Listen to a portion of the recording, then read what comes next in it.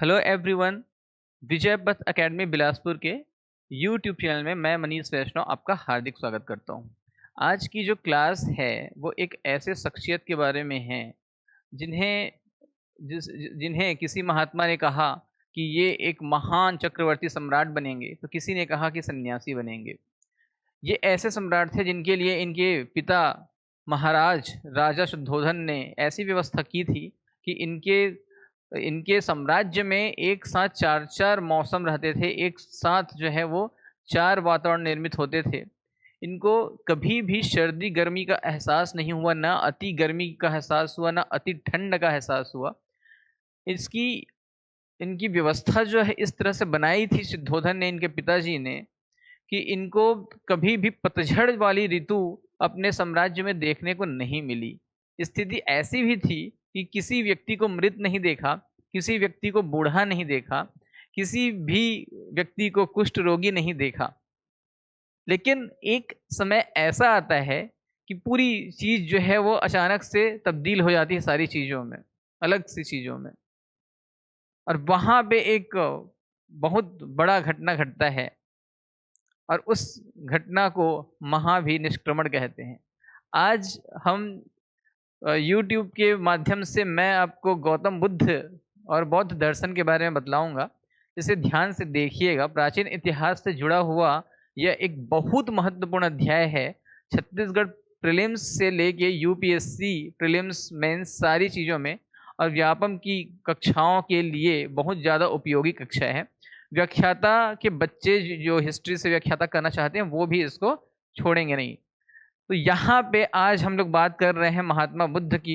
अब यहाँ पे देखेंगे कि उनके दर्शन के बारे में, कि महात्मा बुद्ध एक ऐसे व्यक्तित्व के धनी थे कि पूरी दुनिया भर में उन्होंने जब तक उन्होंने जीवन यापन किया या जब तक उनकी मृत्यु नहीं होती है, उन्होंने जब तक समाधि नहीं लेते हैं, संलेखना के माध्यम से शरीर का त्याग नहीं करेंगे, उससे पहले तक उन्होंने सबसे ज़्यादा बार संवाद किया और उन्होंने प्रश्नों के उत्तर दिए सबके।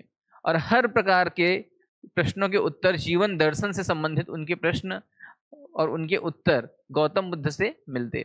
लेकिन एक विषय में वे हमेशा अपना मौन धारण करते हैं। माना जाता है कि वो है ईश्वर के विषय में।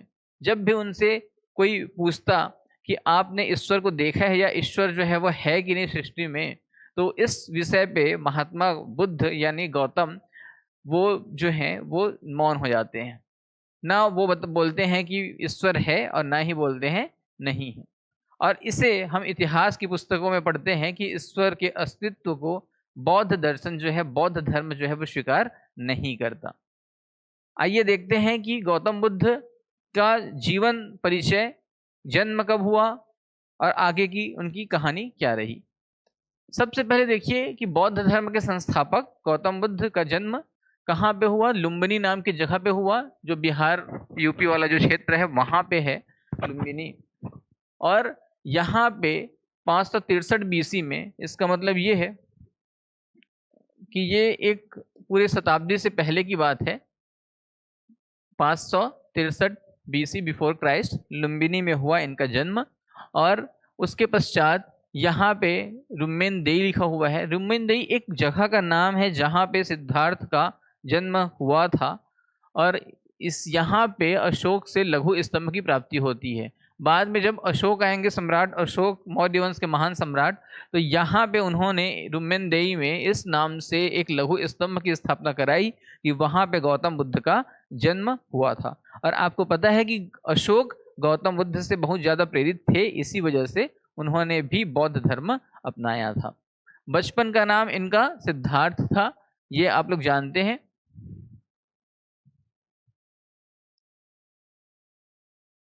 माता माया देवी कोलीय गणराज्य की थी, कन्या थी। और पिता शुद्धोधन, पिता का नाम शुद्धोधन और माता का नाम माया देवी। माता इनकी जन्म, जैसे ही गौतम बुद्ध जन्म लेते हैं और उनकी माता जो है वो इनको जन्म देते ही कुछ समय के पश्चात ही इनका देहांत हो जाता है। तो माता जो है इनका नाम था माया देवी, लेकिन इनका देहांत हो गया और इनका पालन पोषण जो है वो प्रजापति गौतमी करती हैं। और प्रजापति गौतमी जो हैं ये इनकी वास्तव में मौसी होती हैं।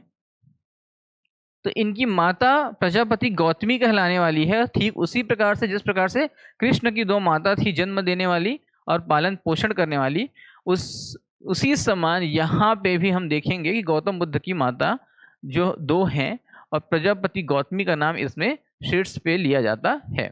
पिता शुद्धोधन थे, कपिल वस्तु के शाक्य गणराज्य के नेता थे। कपिल वस्तु के शाक्य गणराज्य, मृत्यु 483 में कुशीनगर में होता है। भविष्यवाणी काकदेव और कौंडिन्य। कहानी ये है कि गौतम बुद्ध जब गर्भ में माता के रहते हैं तो उस समय उनका जन्म होने वाला रहता है, और उसी समय जो है ये राजा शुद्धोधन उन्होंने काफ़ी सारे पंडितों को बुलाया था अपने दरबार में, और बच्चे के भविष्य को लेके कुंडली बनाने की बात वहाँ पे रखी गई थी कि बच्चे का भविष्य कैसा रहेगा। और वहाँ पे दो पंडित रहते हैं काकदेव और कौंडिन्य नाम से। वो कहते हैं कि ये या तो चक्रवर्ती सम्राट बनेगा या फिर ये सन्यासी बन जाएगा।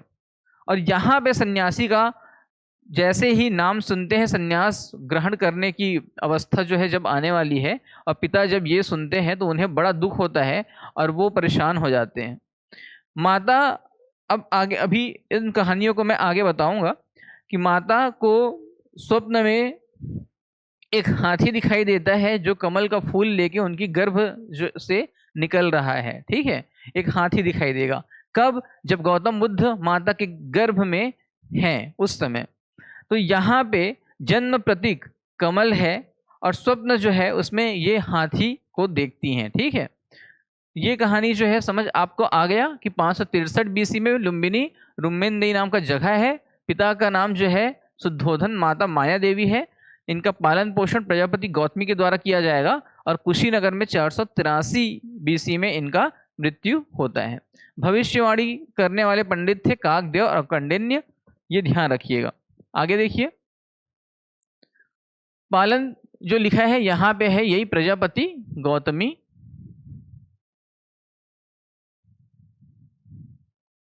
विवाह 16 वर्ष की अवस्था में यशोधरा के साथ। जैसे ही इन महान पंडितों ने भविष्यवाणी की कि आपका पुत्र चक्रवर्ती सम्राट बनेगा या तो संन्यास ग्रहण करेगा, शुद्धोधन एकदम डर गए और उन्होंने पंडितों को बुलाकर कहा, वहां पे जो महान पंडित थे, जो महान ज्ञानी थे, उनसे पूछा कि संन्यास ग्रहण करने का क्या क्या कारण हो सकता है। उन्होंने बताया कि संन्यास ग्रहण करने के लिए, विरक्त अवस्था के लिए बहुत सारी ऐसी दशाएं जो हैं वो मत देख पाए व्यक्ति, कि जैसे पतझड़ मत देख पाए, हरियाली हर जगह पे देखे। वो व्यक्ति जो है वो किसी रोगी व्यक्ति को मत देखे, किसी बूढ़े व्यक्ति को मत देखे, हम किसी सफ़ेद दाढ़ी वाले व्यक्ति को मत देखे, किसी कुष्ठ रोगी व्यक्ति को मत देखे, बीमार को मत देखे, या किसी मृत प्राय व्यक्ति को मत देख पाए। और जब इस तरह की अवस्था रहेगी कि हर व्यक्ति को वो जवान देखता है, हर व्यक्ति को हृष्ट पुष्ट देखता है, हर पेड़ पौधे जो है वो उसमें हरियाली छाई रहती है, सदाबहार वन पाए जाते हैं हर जगह पे, अगर वो दिखाई देती है तो उसको लगेगा कि पूरी दुनिया इसी तरह से सुंदर है, और वो जो है वो सन्यास के बारे में कभी नहीं सोचेगा। और इसी वजह से उसके पिता शुद्धोधन के द्वारा क्या किया गया कि ऐसे मौसम तैयार किए गए पूरे साम्राज्य में जहाँ पे हरियाली ही हरियाली रहेगी। पतझड़ वाले पूरे वनों को हर समय कटवा दिया जाता था और हरे पेड़ पौधे वाले पूरे साम्राज्य में हरे पेड़ पौधे ही रहते थे।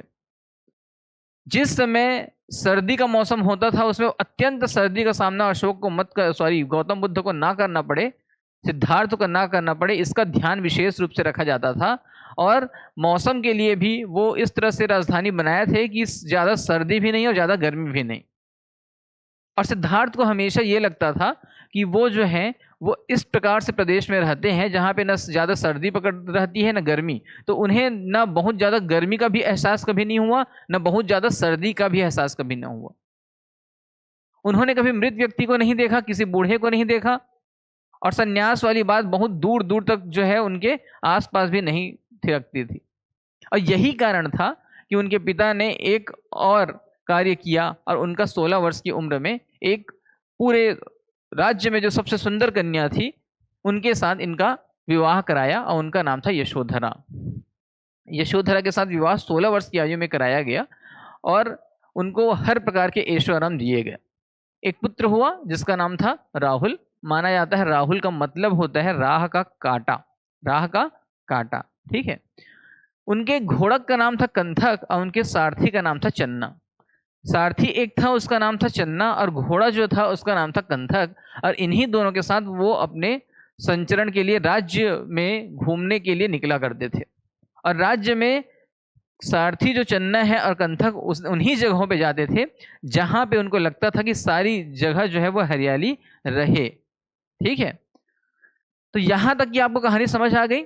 आगे देखिए, गृह त्याग का कारण मध्यम निकाय 4 दृश्य। गृह त्याग, अब एक दिन ऐसी अवस्था होती है, ऐसी परिस्थिति बनती है कि वो अपने सारथी चन्ना और घोड़ा कंथक के साथ देश भ्रमण के लिए निकलते हैं, राज्य भ्रमण के लिए निकलते हैं। और वहां पे क्या होता है कि 4 दृश्य देखते हैं। और ये 4 दृश्य जो है वो देख सकते हैं आपकी इस तस्वीर में भी दिखाया गया है। यहाँ पे क्या होता है कि वो ना गृह त्याग का कारण क्या है ये बताया गया है मध्यम निकाय में। मध्यम निकाय में बताया गया है 4 दृश्य, और उसकी वजह से गौतम बुद्ध गृह त्याग करते हैं। और यहाँ पे देखिए कि एक बूढ़ा व्यक्ति है जो झुक के चल रहा है, एक व्यक्ति जो है वो, ये जो व्यक्ति देखिए इसको कि ये तो समझ आ रहा है कि ये मरा हुआ व्यक्ति है, ठीक है, ये मरा हुआ व्यक्ति है। ये व्यक्ति जो है वो काफी ज्यादा जीर्ण शीर्ण हो गया है, इसको रोग हो गया है। और ये व्यक्ति जो है वो भी जो है वो काफी कमजोर हो चुका है, मरने की अवस्था में ये भी आ गया है, ठीक है। ये बीमार व्यक्ति है, एक बूढ़ा व्यक्ति है, ये व्यक्ति जो है वो मृत व्यक्ति है, और ये व्यक्ति जो है वो सन्यासी है, ठीक है। ये रामदेव बाबा है, समझ लीजिए, ये सन्यासी है। स्थिति क्या है मैंने बताया कि जैसे कंथक और चन्ना के साथ वो जाते हैं, एक दृश्य देखते हैं, ये सारे दृश्य देखते हैं। वो एक व्यक्ति को देखते हैं कि वो जो है वो लकड़ी के सहारे जो है वो चल रहा है, उसका पीठ पूरा झुक चुका है। और एक व्यक्ति को देखते हैं कि जो पूरा बूढ़ा हो चुका है, बीमार हो चुका है। अब एक बात बताइए कि वो गौतम बुद्ध जो है वो बोलता है चन्ना को कि एक बात बताओ कि ये कौन है, हमारे दरबार में क्या कर रहे हैं, इस प्रकार के लोग क्या होते हैं। और उनको अब तक पता नहीं है कि इस प्रकार की अवस्था जो है वो वास्तव में आती है कि नहीं आती है। और ये समय कब है, ये 29 वर्ष की अवस्था हो चुकी है सिद्धार्थ की, गौतम बुद्ध की। 29 वर्ष की उम्र तक उनको ऐसा कोई भी व्यक्ति दिखाई नहीं दिया था। लेकिन एक साथ एक समय एक परिस्थिति में होता यही है, और उन्हें एक एक चीज जो है वो लाइन से दिखाई देती हैं, और वो एकदम भ्रमित हो जाते हैं। वो चन्ना से पूछते हैं कि क्या मैं भी इसी तरह का व्यक्ति बन जाऊंगा एक दिन। तो चन्ना कहता है कि हाँ, आप भी, मैं भी, और आपके पिता शुद्धोधन भी इसी अवस्था को प्राप्त कर लेंगे। और मृत अवस्था क्या है, तो वो बताते हैं कि इस दुनिया से आप जो है सृष्टि का त्याग करना होगा आपको, क्योंकि ये शरीर जो है वो मिट्टी का बना हुआ है और किसी ना किसी दिन मिट्टी में मिल जाने वाला है। और जैसे गौतम बुद्ध को, इस सिद्धार्थ गौतम को इस प्रकार की चीजें प्राप्त होती हैं, उनका ध्यान जाता है कि सन्यासी के ऊपर ये कौन सा व्यक्ति है। रामदेव बाबा को देख लेते हैं, लगभग वो रामदेव बाबा की तरह एक व्यक्ति को देखते हैं जो एकदम खुश है, बहुत शांत है, उसको ना बहुत ज्यादा दुख है ना उसको खुशी है। उसका चेहरा देखने पे आकर्षक दिख रहा है और उसके चेहरे पे चमक भी है। तो वो बोलता है कि ये कौन उछल कूद कर रहा है व्यक्ति जो है, ये बहुत खुश व्यक्ति कौन है, मुझे यही बनना है, यही बनना है। तो वो बोलते हैं, चन्ना बोलता है कि सर ये तो रामदेव बाबा हैं, सन्यासी हैं, ठीक है। तो ये गौतम बुद्ध बोलते हैं कि मेरे को यही बनना है, वास्तव में यही बनना है, ये कैसे बना जाएगा। अब चन्ना का इस प्रकार कोई जवाब उसके पास नहीं होता, चन्ना के पास। और 29 वर्ष की अवस्था में गौतम बुद्ध अपना घोड़ा कंथक को चन्ना को देते हैं, और अपना जितना भी राज मुकुट और सोने चांदी गहने आभूषण जो पहने होते हैं उनको पूरा उतारते हैं। और उसके बाद बोलते हैं कि देखो अब मैं वापस नहीं आऊँगा, तुम जाके वापस मेरे पिताजी को बता देना ये बात कि मैं वापस अब घर नहीं आने वाला हूँ। और यही होता है कि 29 वर्ष की अवस्था में वो घर त्याग करेंगे, और गृह त्याग जो करेंगे उसे जो है हम बोलते हैं महाभिनिष्क्रमण।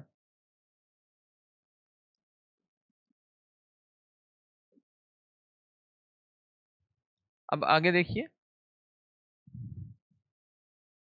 महाभिनिष्क्रमण, गृह त्याग की अवस्था। अब ये इस गृह त्याग कर चुके हैं, सत्य की खोज में गौतम बुद्ध निकल चुके हैं। सत्य की खोज के लिए वो जैसे निकलते हैं तो सबसे पहले क्या करते हैं कि अनोमा नाम का नदी है, अनोमा नदी है, और अनोमा नदी के तट पे वो कराते हैं, अपना सिर मुंडवाते हैं, बाल पूरा जो है वो दान कर देते हैं, और उसके बाद कुछ समय के पश्चात आगे बढ़ते हैं। आगे बढ़ते बढ़ते जो है वो वैशाली जाते हैं, और वैशाली में अलार कलाम से मिलते हैं। अलार कलाम से सांख्य दर्शन की शिक्षा उनको प्राप्त होती है। सांख्य दर्शन भारत का सबसे प्राचीन दर्शन है, सबसे प्राचीन दर्शन सांख्य दर्शन कहलाता है, जिसके रचयिता जो है वो कपिल हैं, कपिल मुनि हैं। और दर्शन, सांख्य दर्शन बताता है कि ये प्रकृति और पुरुष से सृष्टि का निर्माण हुआ है। प्रकृति एक तरफ, प्रकृति में 25 तत्व हैं, और पुरुष कुल मिला के 26 तत्वों से प्रकृति का निर्माण हुआ है। तो ये सांख्य दर्शन है। सांख्य दर्शन के बारे में शिक्षा जो है वो उनको मिलती है अलार कलाम से, और इस तरह से पहले गुरु कौन हुए? अलार कलाम। दूसरा, वैशाली से ये पहुंच जाते हैं राजगृह। राजगृह में जैसे ये पहुंचेंगे तो उस समय क्या होगा कि रुद्रक रामपुत्र मिलेंगे, और उनसे इनको प्राप्त होगा योग दर्शन की शिक्षा। योग दर्शन के प्रणेता कौन है? पतंजलि। लेकिन गौतम बुद्ध के गुरु योग दर्शन के लिए कौन हुए? तो रुद्रक रामपुत्र। तो यहाँ पे देखिए कि जितने फैक्चुअल डेटा हैं उसको आपको याद रखने हैं, चाहे वो व्याख्याता के लिए हो, पीएससी के लिए हो, यूपीएससी के लिए हो, या किसी भी परीक्षा के लिए हो। दूसरा क्या याद रखना है कि जैसे ये अनोमा नदी के तट पे आते हैं, फिर वैशाली जाएंगे, फिर राजगृह जाएंगे, और उसके बाद उरुवेला जाएंगे। तो ये जो क्रम है जाने का उनका, इस क्रम को भी आपको याद रखना है। इस क्रम को याद रखने से ही जो है वो आपको असली सही उत्तर की व्याख्या प्रस्तुत आप कर पाएंगे। ठीक है, क्योंकि ये क्रोनोलॉजी जो है ना वो आ जाता है कालक्रम। तो ये दोनों गुरु का नाम आप याद रखिएगा। उरुवेला में ये उरुवेका लिखा हुआ, ये उरुवेला है। यहाँ पे इनको सन्यासी मिलते हैं, 5 सन्यासी मिलेंगे, और 5 सन्यासियों के ये नाम हैं। ठीक है, और 5 सन्यासी जब इनको मिलेंगे तो ये सभी के सभी ना ज्ञान प्राप्ति के लिए एक साथ जाते हैं, और इनके बीच तय होता है, गौतम बुद्ध और 5 सन्यासियों के बीच, कि हम लोग जब तक ज्ञान की प्राप्ति नहीं होती, जब तक सत्य जो है हमें पता नहीं चलता जीवन का, तब तक हम किसी के भी द्वारा दिया हुआ कोई भी चीज नहीं खाएंगे। ठीक है, और ये आगे बढ़ जाते हैं। लेकिन काफी समय तक भूखे रहने के पश्चात, काफी समय तक जो है वो भूखे रहेंगे, और उसके पश्चात 5 सन्यासी जो है वो भूखे रहेंगे, सिद्धार्थ गौतम भी भूखे रहेंगे। लेकिन यहाँ पे क्या होता है कि ये ना एक सुजाता नाम की लड़की आती है। एक सुजाता नाम की एक लड़की है, वो लड़की जो है वो खीर बनाई होती है, और उस खीर को खाने के लिए इनको देती है सिद्धार्थ को। और सिद्धार्थ बोलते हैं कि मैं जो है ये खीर जो है नहीं खा सकता, लेकिन सुजाता के विनय पूर्वक, प्रेम पूर्वक विनती को वो ठुकरा नहीं पाते और खीर खा लेते हैं उसकी बनाई। और यहीं पे क्या होता है कि इनके दोस्तों के बीच दरार आ जाती है। ये 5 मित्र जो हैं इनको इस नाम से छोड़ के चले जाते हैं कि तुमने जो है वो अपना वादा तोड़ दिया है, और तुमने तीज का पर्व का उपवास भी तोड़ दिया है। कुल मिला के यही स्थिति है। ठीक है, और 6 वर्ष सत्य की खोज के पश्चात पर्यवेक्षण, 29 वर्ष, मैंने बताया कि 29 वर्ष की अवस्था में गृह त्याग जो है ये करने वाले हैं, और 6 वर्ष कठोर तपस्या करेंगे, कठोर तप करेंगे, और उसके बाद उनकी आयु हो चुकी है 35। अब 35 वर्ष के बाद ये इनको सत्य की प्राप्ति होगी, सत्य की खोज होगी, जिसे पर्यवेक्षणा कहा जाता है। ये शब्द जो है वो आपको याद रखने होंगे। ठीक है, अब आगे देखिए, ज्ञान प्राप्ति, प्रस्ति लिखा है, इसको प्राप्ति कर लेना। पीपल वृक्ष के नीचे, जिसको बोलते हैं बोधि वृक्ष, बोधि वृक्ष निरंजना नदी के तट पे, इसको बोला जाता है फल्गु नदी। मार विघ्न डाला, अब इसका मतलब क्या है? ये तो आपको याद हो गया कि पीपल वृक्ष, बोधि वृक्ष, है ना, यहाँ पे इनको प्राप्ति होती है ज्ञान की, और ये कहलाता है संबोधि। ये क्या कहलाता है? संबोधि। ठीक है। अब यहाँ पे निरंजना या फल्गु नदी के तट, मार क्या है? मार जो है वो कामदेव है। कामदेव, जिसे माना जाता है कि सबसे सुंदर देवता बोला जाता है ना। तो कामदेव, कामदेव जो है इनकी तपस्या को भंग करने का प्रयास करते हैं, विघ्न डालने का प्रयास करते हैं। आगे देखिए, बोधि वृक्ष जिसे तिष्य रक्षिता, अशोक की पत्नी का नाम है, इसने कटवा दिया था। अशोक की पत्नी का नाम है तिष्य रक्षिता, ठीक है, इनकी पत्नी का नाम है, और अशोक की पत्नी ने इस बोधि वृक्ष को कटवा दिया था, ये याद रखिएगा। आगे बढ़िए। धर्म चक्र प्रवर्तन किसे बोलते हैं? धर्म चक्र प्रवर्तन जो बोला है उसे बोलते हैं फर्स्ट सरमन को बोला जाता है, ये लिखा हुआ है। प्रथम उपदेश को बोला जाता है, और ये प्रथम उपदेश जो है जब देंगे तो उसी को बोला जाता है धर्म चक्र प्रवर्तन। और प्रथम उपदेश जो है वो दिया जाता है सारनाथ में, और ये उपदेश जो है सारनाथ में 5 सन्यासियों को ही दिया जाता है। सबसे पहले क्या होता है कि ये 5 सन्यासी भाग जाते हैं सुजाता की खीर खाने की वजह से, उनको छोड़ के। लेकिन जैसे सारनाथ पहुंचेंगे तो इनको ज्ञान की प्राप्ति होगी, और वहां पे जो है वो पता चलेगा कि इन्हें ज्ञान की प्राप्ति हो चुकी है। और उसी बीच जो है फिर से ये 5 साधु इनको मिलेंगे, और वो बोलते हैं कि बैठिए तुम लोग बैठो सबके सब, अब मैं तुमको बताता हूँ कि असली ज्ञान क्या है, असली जीवन का दर्शन क्या है। और ये 5 जो है उस समय समझ जाते हैं कि एक अलौकिक प्रकाश जो है गौतम बुद्ध के शरीर से निकलती है, और इसी वजह से इन्हें पता चल भी जाता है कि इस व्यक्ति को ज्ञान की प्राप्ति हो गई है, क्योंकि ज्ञान प्राप्ति के पश्चात व्यक्ति का पूरा पर्सनालिटी, व्यक्तित्व तो पूरी तरीके से बदल जाता है। और यही यहाँ पे भी होता है। तपस्यु भल्लिक, एक तपस्यु और भल्लिक 2 व्यक्ति हैं, ये शुद्र व्यक्ति हैं, और इनको भी ये ज्ञान देते हैं इसके पश्चात। ठीक है। तो यहां तक की स्टोरी आपको पता है कि पहला उपदेश जो है वो सारनाथ, देखो धर्म चक्र प्रवर्तन प्रथम उपदेश, इससे पहले क्या होगा कि इनको ज्ञान की प्राप्ति क्या कहाँ होगी? ज्ञान की प्राप्ति इनको गया नाम के स्थान पे होगी, ये ध्यान रखिएगा। ठीक है, गया बिहार में है, गया में इनको ज्ञान की प्राप्ति होगी, और उसके बाद ये ज्ञान प्राप्त होने के बाद किसी न किसी को ज्ञान देंगे।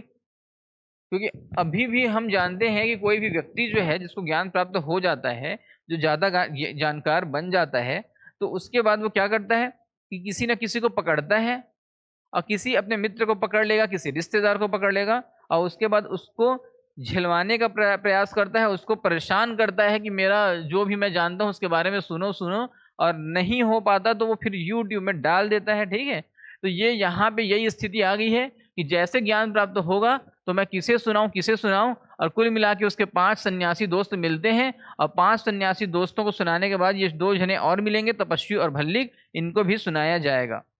और उस समय तक गौतम बुद्ध की ख्याति हो जाती है, और वो पहुंचते हैं राजगृह। राजगृह जैसे पहुंचेंगे तो उस समय बिंबिसार राजा हैं, बिंबिसार जो हैं वो राजा हैं इस समय। और राजगृह में वेणु वन विहार ये दान करते हैं, वेणु वन विहार दान करेंगे, और बोलेंगे गौतम बुद्ध को, सिद्धार्थ को, कि अब तुम गौतम बुद्ध हो गए हो सिद्धार्थ, अब तुम वेणु वन विहार में जो है वो आराम करो, आश्रय लो। तो जब भी गौतम बुद्ध आएंगे राजगृह तो वेणु वन विहार में रहेंगे। उन्हें दान किया था बिंबिसार ने। बिंबिसार और बिंदुसार 2 व्यक्ति हैं। ठीक है, इतिहास में आप देखेंगे कि बिंबिसार एक व्यक्ति है, बिंदुसार एक व्यक्ति है। ठीक है, तो मौर्य वंश के जो शासक हैं उनका नाम बिंदुसार है, मौर्य वंश के शासक का नाम क्या है? बिंदुसार। और ये बिंदुसार जो हैं वो चंद्रगुप्त मौर्य के पुत्र हैं, चंद्रगुप्त मौर्य के पुत्र बिंदुसार हैं। और ये बिंबिसार कौन है? तो ये बिंबिसार जो है वो पितृहंता वंश, आपने सुना होगा कि हर्यक वंश या पितृहंता वंश, जिसकी राजधानी राजगृह ही थी, और जिसमें जो है वो अजातशत्रु और उदयन जैसे नेता थे, उसी हर्यक वंश के संस्थापक बिंबिसार कहलाते हैं। तो दोनों अलग है, ये चीज ध्यान दीजिएगा। और बिंबिसार जो है एक ऐसे व्यक्ति हैं जो जैन धर्म को भी संरक्षण देंगे और बौद्ध धर्म को भी संरक्षण देंगे, और इनके समकालीन भी हैं, दोनों के, महावीर के भी और गौतम बुद्ध के भी। तो ये चीज ध्यान रखिएगा। अब यहाँ पे देखिए इनके शिष्य कौन कौन बनते हैं इस समय। सारिपुत्र, महाउद्गोलम, उपाली, अभय, ये सभी के सभी यहाँ राजगृह में इनके शिष्य बनेंगे। तो ये कहानी भी आपको पता है, चल गई। 8वें वर्ष क्या होता है कि जैसे गौतम बुद्ध, सिद्धार्थ गौतम बुद्ध बनते हैं, 8वें वर्ष क्या होगा कि ये ना वैशाली के लिच्छवी, वैशाली जाते हैं। तो यहाँ पे जो लिच्छवी वंश के लोग हैं वो एक कुशाग्रशाला नामक विहार में, विहार दान में दिया। कुशाग्रशाला नामक विहार एक आश्रय स्थान दान में देंगे। और ये वैशाली ही वह स्थान है जहाँ महिला को बौद्ध धर्म में प्रवेश मिलेगा। एक बौद्ध धर्म बन चुका है, बौद्ध दर्शन बन चुका है, और बौद्ध धर्म में बुद्धम शरणम गच्छामि, धम्मम शरणम गच्छामि और संघम शरणम गच्छामि की व्याख्या हो रही है। अब अभी जो संघ के बारे में, राष्ट्रीय स्वयंसेवक संघ के बारे में आप पढ़ते हैं, वो कहीं ना कहीं प्रतिरूप है गौतम बुद्ध के बुद्धम शरणम गच्छामि वाले शिष्टाचार का। ठीक है, तो यहाँ पे देखिए कि महिला का प्रवेश, एक इनके शिष्य रहते हैं आनंद, आनंद इनके प्रमुख शिष्य हैं गौतम बुद्ध के। वो गौतम बुद्ध के पास आते हैं और कहते हैं कि सरकार, हम लोग बौद्ध धर्म में पुरुष पुरुष ही हैं, लड़के लड़के ही हैं, और सब के सब जो हैं वो पूरे मुंडे टकले हैं। अब देखिए कि हम लोग परेशान हो गए हैं कि यहाँ पे किसी महिला को प्रवेश देना चाहिए कि नहीं। और गौतम बुद्ध ने इसे तुरंत अस्वीकार कर दिया, और उनका मानना था कि जैसे बौद्ध धर्म हम लोगों का तेजी से बढ़ रहा है, ये केवल पुरुष वर्ग अगर हैं यहाँ पे, तो अगर यहाँ पे हमने स्त्रियों को अपनाया इस धर्म में, इस हम लोगों के ग्रुप में ही, अब अगर स्त्रियां जो है वो सम्मिलित हो जाती हैं, तो कहीं ना कहीं पुरुषों का चारित्रिक पतन जो है वो हो जाएगा शुरू, और बौद्ध धर्म जो है वो नष्ट हो जाएगा। और यही कारण था कि शुरुआती वर्षों में गौतम बुद्ध ने महिलाओं को प्रवेश नहीं दिया। लेकिन बार बार इनके शिष्य आनंद के आग्रह करने पे इन्होंने प्रजापति गौतमी, जो इनकी माता भी थी, जो मौसी थी, जो इनकी पालनहार थी, है ना, तो उनको इन्होंने सबसे पहले शरण दिया, और ये स्थान था वैशाली। तो सबसे पहले महिला जो है वो प्रजापति गौतमी ही थी, ये ध्यान रखिएगा। दूसरा चीज ध्यान रखिएगा कि एक महिला थी आम्रपाली। क्या नाम था? आम्रपाली। आम्रपाली जो है भोजपुरी फिल्म की हीरोइन की बात नहीं कर रहा हूँ, ठीक है, आम्रपाली की बात कर रहा हूँ। तो आम्रपाली जो है वो एक गणिका है, नृत्यांगना है। गणिका, नृत्यांगना मतलब कुल मिला के तमन्ना भाटिया वाली चीज है, ठीक है। और ये जो है वो गौतम बुद्ध को प्रारंभ में, अब गणिका जो है या नृत्यांगना जो है वो किस प्रकार से प्रयास करती है, वो पुरुष को प्रभावित करने का ही प्रयास करती है। तो ये प्रभावित करने का प्रयास करेगी गौतम बुद्ध को। गौतम बुद्ध प्रभावित होने वाले हैं क्या? गौतम बुद्ध इसीलिए बने हैं क्योंकि वो जो है वो किसी महिला से प्रभावित बिल्कुल नहीं होने वाले हैं, या किसी माया या मोह जो है उनको घेरने वाला नहीं है, घेर नहीं सकता है। तो आम्रपाली जो है शुरू में इनको मोहित करने का प्रयास करती है, लेकिन जब ऐसा नहीं होता मुमकिन, तो ये उनके बौद्ध धर्म में दीक्षा लेती है, और ये भी बौद्ध धर्म की नायिका अब बन चुकी है, ठीक है, बौद्ध भिक्षुणी बन चुकी है कुल मिला के। कौशाम्बी, मगध को ये क्या करते हैं, 8वें वर्ष वैशाली के बाद मगध पहुंचते हैं और मगध को प्रचार का केंद्र बनाते हैं। यहाँ पे क्या होता है कि 8 माह जो है वो भ्रमण कार्य किया जाएगा। गौतम बुद्ध बौद्ध बन चुके हैं, बौद्ध भिक्षुणी एक संघ बना चुके हैं। मैंने बताया कि वहाँ पे बौद्ध भिक्षु और बौद्ध भिक्षुणी ये दोनों रहेंगे, और दोनों जो हैं वो क्या करेंगे कि प्रचार करेंगे अपने बौद्ध धर्म का। बौद्ध धर्म का प्रचार करने के लिए हर सुबह निकलेंगे, हर शाम निकलेंगे। और ये लोग क्या करते थे, 8 माह भ्रमण करते थे, और 4 माह वर्षा काल में, या वर्षावास बोला जाता है इसे, में आराम करते थे कि 8 माह तक ये पूरा भ्रमण करेंगे पूरे जगह पे, पूरे राज्य पे, और उनको बौद्ध धर्म में दीक्षा लेने के लिए लोगों को आग्रह करेंगे, विनय पूर्वक, प्रेम पूर्वक, बाध्यता यहाँ पे नहीं है। और उसके पश्चात 4 माह जब वर्षा का रहता है तो जहाँ पे इनका ये पहुंचे रहते हैं वहीं स्थान पे किसी वृक्ष के नीचे या किसी आश्रय स्थान पे, विहार वगैरह पे ये रुकते हैं 4 मास। और जैसे वर्षावास खत्म होता है तो फिर ये चलना प्रारंभ करते हैं, प्रचार करना प्रारंभ करते हैं। इसके पश्चात ये पहुंचते हैं कौशाम्बी, और कौशाम्बी में उदयन का प्रवेश होता है। कौशाम्बी में उदयन कौन है? तो मैंने बताया था कि अजातशत्रु का पुत्र उदयन है। उदयन जो है वो हर्यक वंश, पितृहंता वंश से संबंधित है, और उदयन ने अजातशत्रु को मार के, अपने पिता को मार के, पितृहंता वंश का नाम जो है और ज्यादा मिट्टी में मिला दिया था। अब यहाँ पे देखिए, इसके पश्चात श्रावस्ती पहुंचते हैं, और श्रावस्ती में अंगुलीमाल डाकू से इनका परिचय होने वाला है। अंगुलीमाल डाकू रास्ते में रात को मिलता है और गौतम बुद्ध को डराने का प्रयास करता है। अंगुलीमाल का मतलब क्या है कि इसने जितने लोगों को मारा है उनकी सारी के सारी की उंगली जो है वो काट काट के उनकी माला बना के जो है ये पहन लिया है, और सभी का पूरा माला पहन लिया है। और गौतम बुद्ध को कहता है कि मैं भी तुम्हारा उंगली काट के माला पहन के निकल जाऊंगा यहाँ से। तुम जो है रात को इतने आए हो मेरे जगह पे, मैं श्रावस्ती में रहता हूँ, तुम यहाँ से निकल चलो।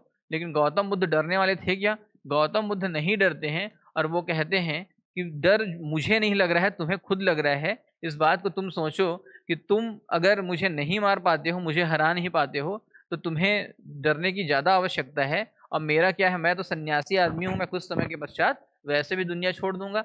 अंतिम उपदेश सुभद्र को कुशीनगर में, सुभद्र एक इनका शिष्य है, इनको कुशीनगर नाम के जगह में ये जो है वो अंतिम उपदेश देते हैं। और उसके पश्चात क्या होता है कि महापरिनिर्वाण मतलब मृत्यु कब होगी, तो चुंड इनके शिष्य है, चुंड, और चुंड के यहाँ जो है इनको, इनके शिष्य के यहाँ ये रुके हुए हैं। इनको सूकर मध्य सुअर का मांस जो है वो खिलाता है इनका शिष्य जिसका नाम है चुंड, और ये उसमें इनका पेट जो है वो खराब हो जाता है, इसको पचा नहीं पाते और इनकी मृत्यु हो जाती है। तो ये व्यक्ति जो है वो गौतम बुद्ध के बारे में मैंने आपको कहानी बताई कि एक इनका जीवन परिचय है, और जीवन परिचय से अधिक इनका दर्शन जो है वो हम लोगों के लिए कारगर होता है पीएचडी या अन्य परीक्षाओं के बच्चों के लिए। तो यहाँ पे देखिए कि सुअर का मांस खाने की वजह से चुंड के यहाँ जो है इनकी मृत्यु हो जाएगी, जो घटना कहलाती है महापरिनिर्वाण। और इन्होंने अंतिम उपदेश सुभद्र को दिया, ये ध्यान रखिएगा। और उसके पश्चात स्थानों में अस्थियां, तो इनके मरने के पश्चात किन किन स्थानों पे इनकी अस्थियां जो हैं अब देखिए, मगध में वैशाली, कपिलवस्तु, अलकप, रामग्राम, पावक, कुशीनारा, वैद्यादीप, ये सारे के सारे जगहों पे इनकी अस्थियां जो हैं वो हैं, या अस्थियों को गाड़ा गया। ठीक है, तो ये बात ध्यान रखिएगा। अब यहाँ तक की कहानी समझ आ गई कि गौतम बुद्ध जो हैं वो एक महान शासक हैं, लेकिन संन्यास कैसे ग्रहण करते हैं 29 वर्ष की अवस्था में। अपने पुत्र और अपनी पुत्री, पुत्र का नाम जो है वो आपको पता है कि राहुल है, और राहुल मतलब राह का कांटा, कि वो संन्यास ग्रहण करने के मार्ग में कांटे के रूप में आया हुआ था। लेकिन गौतम बुद्ध जो है वो इस सब चीज़ों से भ्रमित नहीं होते हैं, वो आगे बढ़ जाते हैं और उसके पश्चात जो है वो संन्यास ले लेते हैं। 35 वर्ष की अवस्था में उनको जो है वो ज्ञान की प्राप्ति होती है बोध गया नाम के स्थान पे, और वहाँ पे सारनाथ पहुँचते हैं, और सारनाथ में 5 पंडितों को वो सबसे पहले ज्ञान देते हैं। तो ये जो कहानी है आपको समझ आ गई। यहाँ पे एक प्रश्न आता है कि आम्रपाली जो है उनको इन्होंने कौन से स्थान पे ज्ञान दिया, या किस स्थान पे आम्रपाली जो है वो बौद्ध धर्म में दीक्षित होती है, तो उसका उत्तर है वैशाली। अंगुलीमाल के बारे में आता है तो श्रावस्ती। कौशाम्बी, उदयन का प्रवेश कहाँ होता है? कौशाम्बी में। तो ये जो प्रश्न है वो अक्सर परीक्षा में आते रहते हैं। महापरिनिर्वाण किसे कहा जाता है? अंतिम उपदेश जो है वो किसे दिया गया? ये प्रश्न भी परीक्षा में कई बार पूछा जा चुका है, तो इनको भी आपको ध्यान रखना है। अब देखिए कि यहाँ पे मैंने जो बताया कि राम संभार नदी तट पर दाह संस्कार किया जाएगा, ये भी याद रख लीजिएगा। राम संभार नदी के तट पे अंतिम संस्कार होगा। इसके बाद आगे देखते हैं कि यहाँ पे दर्शन। अब बौद्ध धर्म जो है वो जाना जाता है विशेष रूप से अपने दर्शन के नाम से। कि गौतम बुद्ध ने, मैंने बताया कि गौतम बुद्ध बनने के बाद जो सिद्धार्थ गौतम गौतम बुद्ध बने, और गौतम बुद्ध के बाद उनके पास जीवन के रहस्य से संबंधित, सत्य से संबंधित काफ़ी सारे प्रश्न लगातार लोगों ने पूछे, और उन्होंने उनका एक एक करके उत्तर देने का प्रयास किया। और उसमें वो उन्होंने महारत भी हासिल किया, क्योंकि उन्होंने जीवन को समझा था काफ़ी गहराई तक। और यही कारण था कि मैंने बताया कि एक प्रश्न उनसे पूछा जाता है कि सरकार, सर या गौतम बुद्ध जी, कि ईश्वर की का अस्तित्व है कि नहीं, ये बताइए। और वो ईश्वर के अस्तित्व के विषय पे मौन धारण कर लेते हैं। तो बहुत सारे प्रश्न जो गौतम बुद्ध को लगता है कि इसका उत्तर देना उचित नहीं है, तो वहाँ पे वो मौन धारण कर लेते हैं।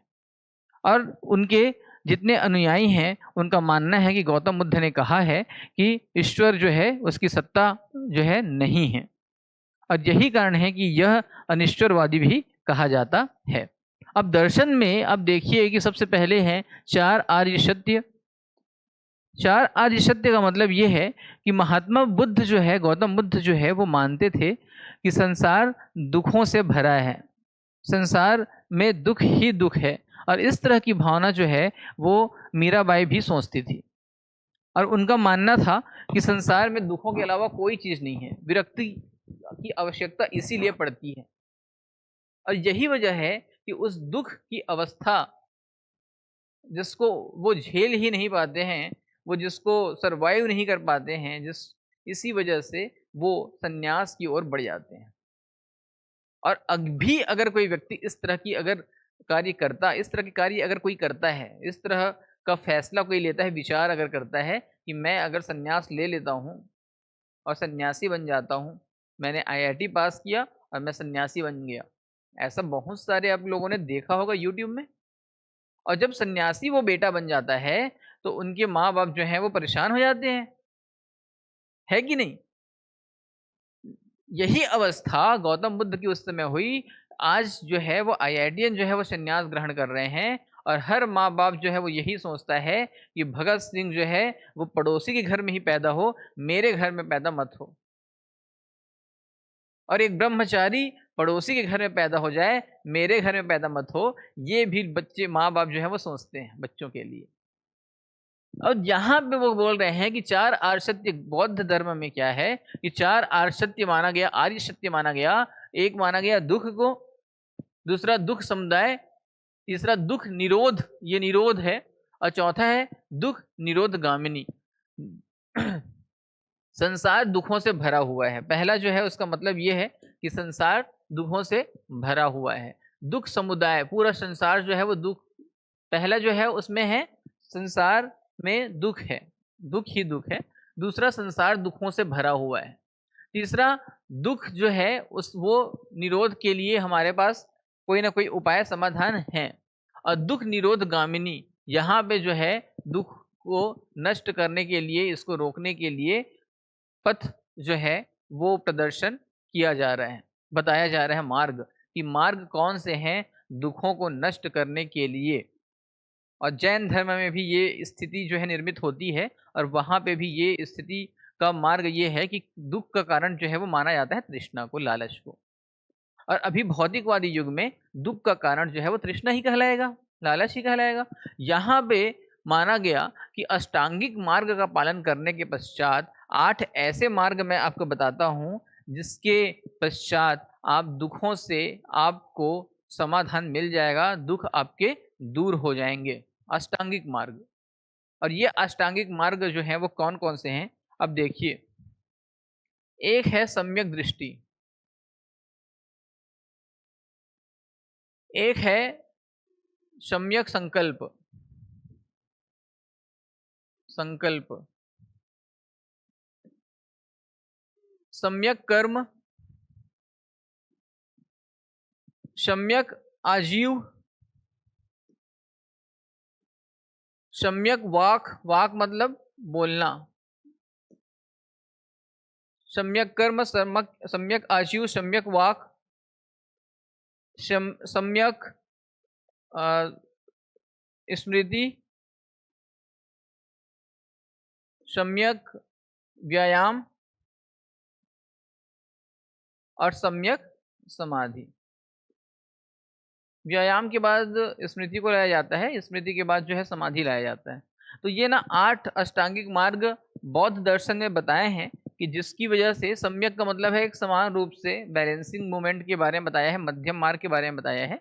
और वहाँ पे आप दुखों से अगर मुक्ति आपको पाना है, समाधान पाना है, तो आपके लिए रास्ता क्या है कि आप जो है वो सम्यक दृष्टि, सम्यक संकल्प, सम्यक कर्म कीजिए, सम्यक आजीविका जो है उसका पालन कीजिए, सम्यक समान रूप से। सम्यक वाक मतलब बोलने के बारे में है, स्मृति, व्यायाम और उसके बाद समाधि के बारे में है। तो ये अष्टांगिक मार्ग का पालन करने से दुख जो है वो दूर हो जाएंगे। इसके बाद देखिए कि ये प्रश्न, एक प्रश्न है त्रिरत्न। त्रिरत्न की जो विचार है या भावना है वो जैन दर्शन में भी है और त्रिरत्न जो है बौद्ध दर्शन में भी है। और CGPSC प्रीलिम्स 2017 में ये प्रश्न आ चुका है और इस प्रश्न को लेकिन PSC ने विलोपित कर दिया था क्योंकि ये दोनों में मिलता है। ठीक है, बुद्ध धम्म संघ, बुद्धम शरणम गच्छामि, धम्मम शरणम गच्छामि और संघम शरणम गच्छामि। बुद्ध की शरण में जाता हूँ, धम्म की शरण में जाता हूँ और संघ की शरण में जाता हूँ। इसका मतलब ये है, और यही जो है बौद्ध भिक्षु या बौद्ध भिक्षुणी जो हैं वो संकल्प लेते हैं। अब आगे देखिए यहाँ पे प्रमुख शिष्यों के नाम। गौतम बुद्ध के प्रमुख शिष्य में एक व्यक्ति था आनंद और दूसरा व्यक्ति था उपाली। और उसके पश्चात महाकात्यायन, सारिपुत्र, अनिरुद्ध, मौदगल्यायन, बिंबिसार, सुभद्र, अंगुलीमाल, गौतमी, प्रजापति गौतमी के बारे में है, ये सातकर्णी के बारे में नहीं है, प्रसन्नजित और आम्रपाली। कुछ कुछ टाइपिंग एरर हुए हैं, इसको सुधार लीजिएगा। ये शिष्य के नाम है, मैंने कुछ शिष्यों के नाम आपको पहले ही जो है उनके जीवन परिचय में बता दिए हैं। सुभद्र वो व्यक्ति हैं जिनको उन्होंने अंतिम उपदेश दिया है। आनंद है, आनंद सबसे पहले उनके साथ जुड़ते हैं और उनके बाद जो है उपाली जुड़ते हैं। बिंबिसार को मैंने बताया था कि जैन और बौद्ध दोनों के संरक्षण के रूप में काम करेंगे। अभी फिलहाल जो है वो यहाँ पे रेणु वन विहार इनको दान करते हैं। आगे बढ़ते हैं। 10 सील, 10 सील जो है यहाँ पे क्या है कि गौतम बुद्ध ने 10 सील या बौद्ध दर्शन ने 10 सील के बारे में बताया और उस 10 सील में से 5 सील तो वही हैं जो जैन धर्म में महावीर स्वामी ने बताया है। और वो क्या है? एक है अहिंसा, दूसरा है सत्य, तीसरा है अस्तेय, चौथा है अपरिग्रह और पांचवा है ब्रह्मचर्य, छठवां है मद्य निषेध,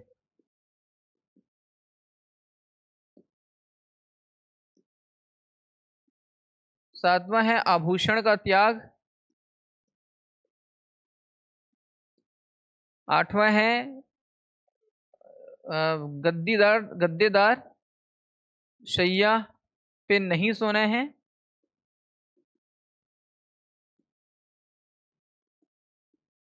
एक है व्यभिचार और एक है मांस भक्षण नहीं करना है।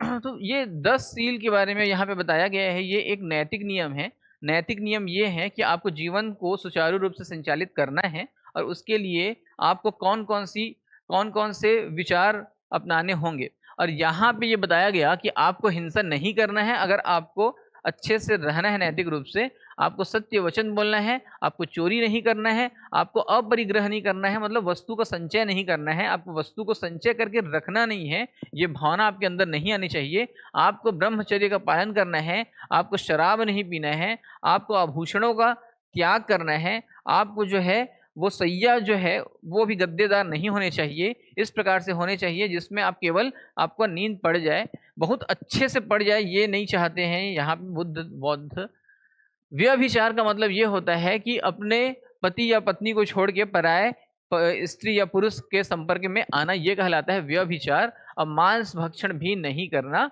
है। तो 10 सील का पालन आपको करना है।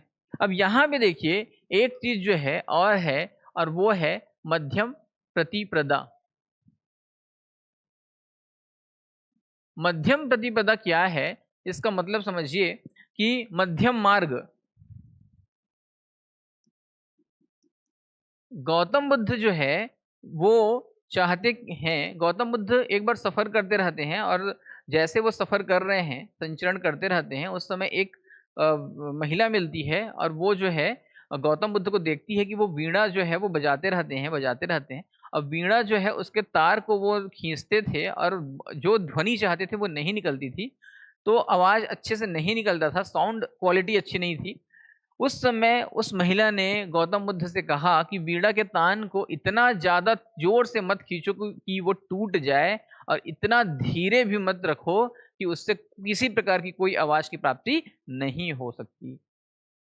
और वहीं से गौतम बुद्ध ने समझा मध्यम प्रतिपदा या मध्यम मार्ग के बारे में। इसका मतलब ये है कि आपको जो है वो किसी भी चीज में अति नहीं करनी है, हर चीज में मध्यम मार्ग जो है वो अपनाना है। मतलब एक बैलेंसिंग अवस्था जो है वो रखना बहुत अनिवार्य है, जरूरी है। क्यों? क्योंकि उनको लगा कि मध्यम मार्ग, आपको बहुत ज्यादा गुस्सा नहीं करना है और बहुत ज्यादा शांत प्रवृत्ति का भी नहीं होना है। आपको बहुत ठंडे पानी में भी नहीं नहाना है और बहुत गर्म पानी में भी नहीं नहाना है, दोनों से नुकसान है आपका। तो इस प्रकार हर प्रकार के जितने भी विचार आएंगे, जितने भी प्रश्न आएंगे, उसका समाधान मध्यम मार्ग में ही मिलेगा। ये गौतम बुद्ध का कहना था। ठीक है, तो मध्यम प्रतिपदा जो है वो बौद्ध दर्शन का है। अब आगे देखिए, पंच स्कंध। पंच स्कंध के बारे में बोला गया, रूप, वेदना, विज्ञान, रूप, वेदना, विज्ञान, संज्ञा और स्वाद। ये 5 स्कंद हैं। ये 5 स्कंद हैं जिनके बारे में बौद्ध दर्शन जो है वो विस्तार से बताता है कि ये 5 स्कंद हैं जो आत्मा की जगह पे कार्य करते हैं। कुल मिला के कि बुद्ध जो है, गौतम बुद्ध या बौद्ध दर्शन जो है, बौद्ध दर्शन की बात चल रही है, और ये दर्शन जो है गौतम बुद्ध के जाने के बाद की भी अवस्था है। वहां से भी बौद्ध धर्म से जुड़े लोगों ने, अनुयायियों ने इस दर्शन की व्याख्या की अपने अपने तरीकों से। और यहाँ ध्यान दीजिएगा कि जो पहला मैंने दर्शन यहाँ पे एक लिखा हुआ है, अनिश्वरवाद। अनिश्वरवाद का मतलब ये है कि बौद्ध दर्शन जो है ईश्वर के अस्तित्व की कल्पना नहीं करते हैं, ईश्वर को नहीं मानते हैं। ठीक है, तो ईश्वर को ये नहीं मानते हैं, वेदों को नहीं मानते हैं, ये अनिश्वरवादी हैं। ये ध्यान दीजिएगा। अब दूसरा यहाँ पे ये शून्यवाद की बात है। शून्यवाद अशून्यवाद और क्षणिकवाद। शून्यवाद मतलब कोई भी चीज यथार्थ नहीं है, कोई भी चीज यथार्थ नहीं है, कोई भी चीज स्थिर नहीं है, उसे बोला जाता है शून्यवाद। और शून्यवाद की प्रारंभिक संकल्पना नागार्जुन ने की थी। बौद्ध भिक्षु भी बने थे नागार्जुन, और इसलिए शून्यवाद को आपको याद रखना है। सीजीपीएससी प्रीलिम्स से लेके व्यापम में ये शब्द जो हैं वो हमेशा आपको दिखाई पड़ेंगे। ये बौद्ध दर्शन के प्रमुख टर्मिनोलॉजी हैं, शब्दावली हैं, जो हमेशा आपको दिखाई देंगे। और तीसरा है अनात्मवाद। अनात्मवाद जो है वो बोल रहे हैं कि आत्मा का अस्तित्व के बारे में बात की जा रही है।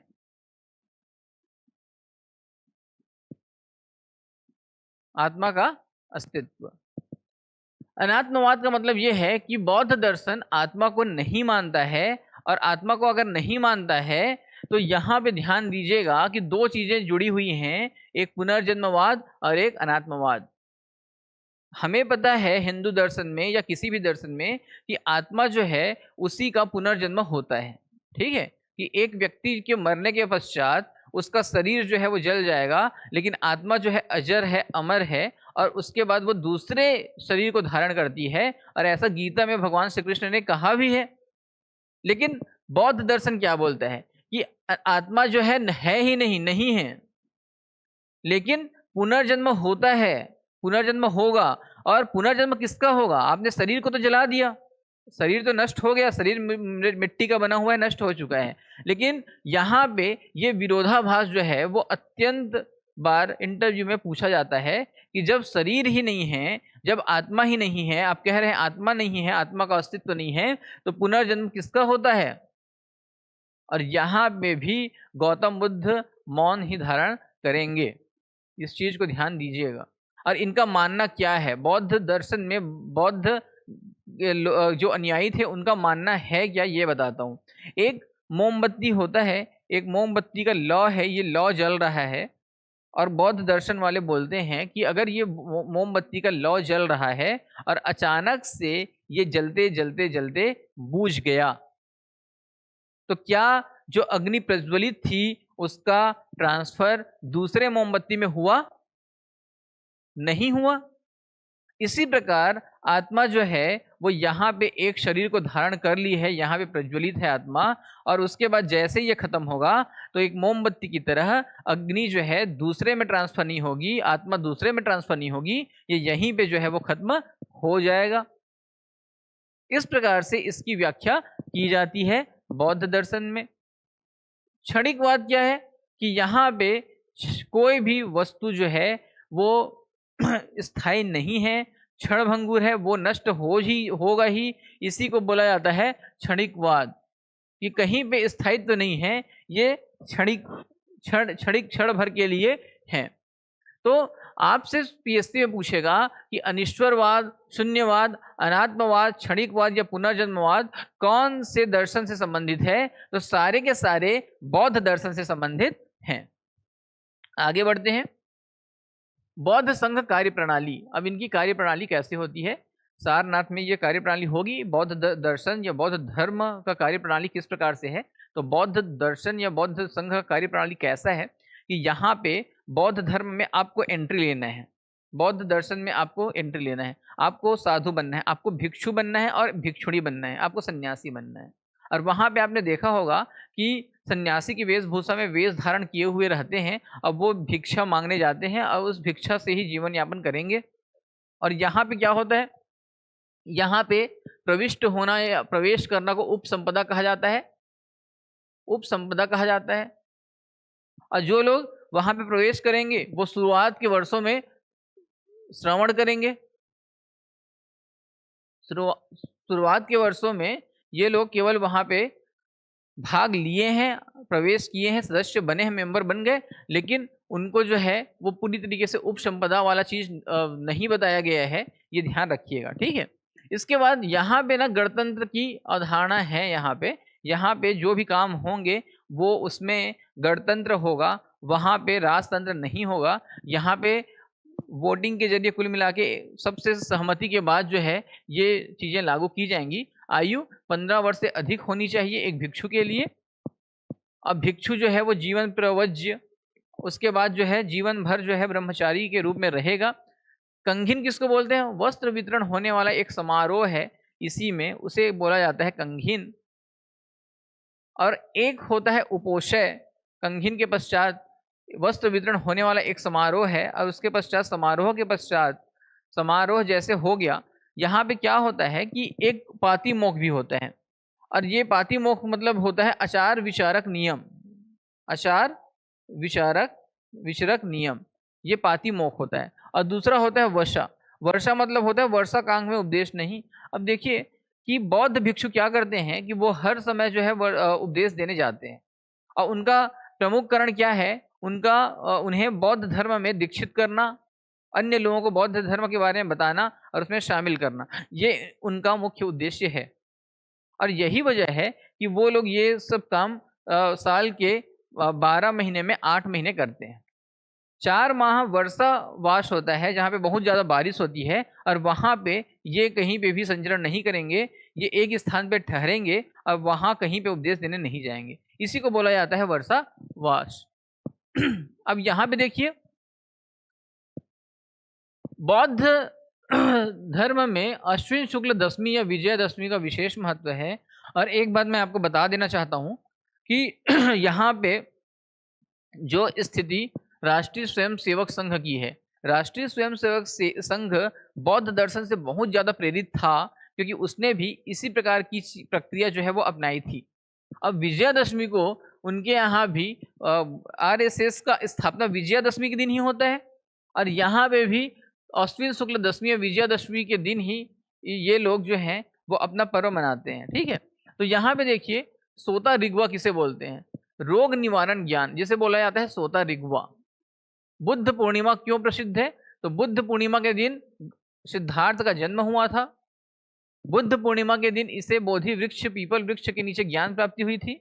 अब बोधि और महापरिनिर्वाण कुशीनगर में इनका महापरिनिर्वाण भी इसी दिन होगा। तो बुद्ध की घटना व प्रतीक चिन्ह यहाँ पे, अच्छा एक फोटो जो है वो यहाँ पे नहीं आ पाया है क्या?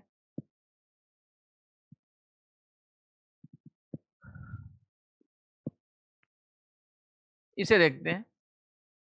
बौद्ध संगीति, बौद्ध संगीति जो है वो हमेशा परीक्षा में सीजीपीएससी में प्रीलिम्स में हमेशा पूछा जा रहा है। तो ये देखिए कि अभी आज की जो कक्षा है वो व्याख्याता के लिए, सीजीपीएससी प्रीलिम्स के लिए, आप यूपीएससी के लिए भी तैयारी कर सकते हैं। आज की जो क्लासेस हैं विजय पथ अकेडमी बिलासपुर के यूट्यूब चैनल में प्रकाशित की जाएंगी, और इस क्लास में आपको सारे परीक्षाओं के लिए बौद्ध धर्म से संबंधित हर प्रश्न का उत्तर समाधान जो है वो मिलेगा। इसलिए इस प्रश्न को शुरू से अंत तक देखना मत भूलिएगा। यहाँ पे संगीति है प्रथम द्वितीय तृतीय चार। बौद्ध दर्शन में 4 संगीति होते हैं, 4 सम्मेलन होते हैं, और चारों सम्मेलन जो है वो कब कब आयोजित होते हैं? चारों सम्मेलन में अध्यक्ष कौन रहेंगे, चारों में संरक्षण कौन करेगा, राजा कौन रहेंगे, और उसमें कुछ विशेष कार्यक्रम क्या होने वाले हैं, विशेष क्या होने वाला है उस समिति में, ये देखिए। सबसे पहला होता है 483 बीसी में होगा, ये बिफोर क्राइस्ट वाली स्थिति है, और उस समय जो है स्थान है राजगृह। शासनकाल जो है वो अजात शत्रु का है, और अध्यक्षता किया गया महाकश्यप ने। अब यहाँ पे क्या होता है कि बुद्ध के उपदेशों को सुत्त पिटक तथा विनय पिटक में संकलित किया गया।